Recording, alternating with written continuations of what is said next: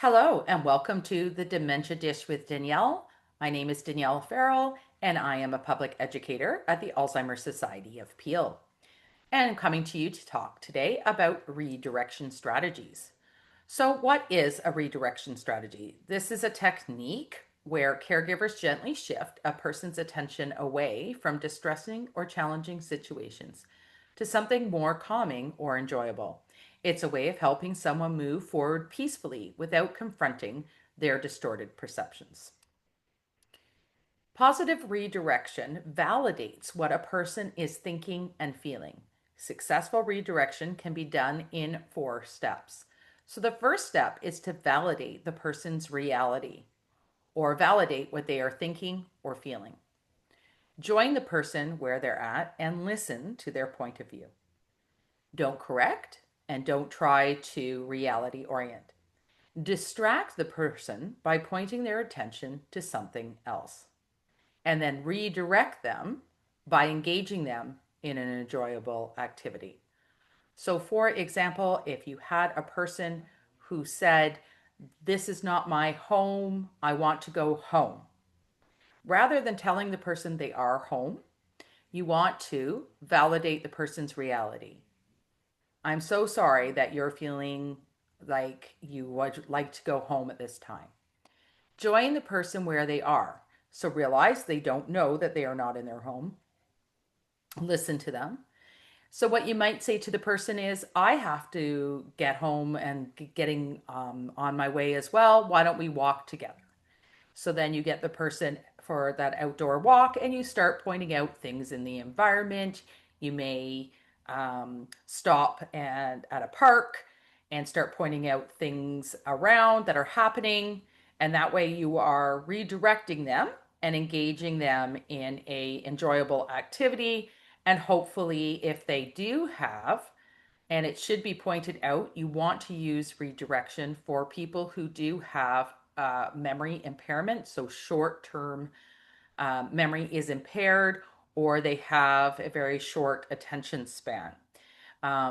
Then what happens, hopefully, is that the person um, who's now thinking about the environment around them, the things going on in the park, is then not focused on going home anymore. So, can redirection be negative? Well, it can. And this happens when you dismiss somebody or ignore what they are trying to tell you. So, for example, the person in my last example there says, "I want to go home." And you say, "Oh, don't worry about it. You don't need to go home right now." So, without validating the person's emotions, you're really going to have a difficult time redirecting the person. So, that validation is really the key first step. So, what to consider? Watch for the person living with dementia's nonverbal cues. Be very creative in your verbal responses and focus on what really matters. And don't try to correct them. You want to instead find ways to connect with them. So, what care partners can think about? How would you feel if you were struggling to communicate, and what would help? Plan enough time to spend with the person. If you feel rushed or stressed, take some time to become calmer beforehand. When you're rushing to come up with a redirection, you will often skip over the first 3 steps. So you will forget to validate and you will forget to reassure and to join in their reality. So you do need to make sure that you are calm in order for this technique to work well. Remember that the person living with dementia's body language can show a lot about their emotions, and the expression on their face and the way they hold themselves can give you some clear signals about how they are feeling.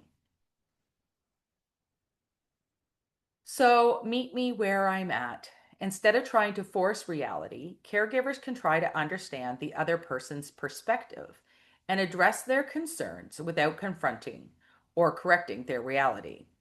Len Fabiano said, "If what you are doing is not working, then change what you are doing, as the person with dementia cannot change." So if we want a different outcome, we need to change how we are approaching the entire situation. And that's a quote by Teepa Snow from Positive Approaches to Care. Very good reminder for us all. If you'd like to get in contact with the Alzheimer's Society of Peel, you can do so at the phone number and extension or email address on the screen. And you can also contact us or follow us on Facebook, X, Instagram, and also to watch other videos that are on YouTube of our dementia dishes.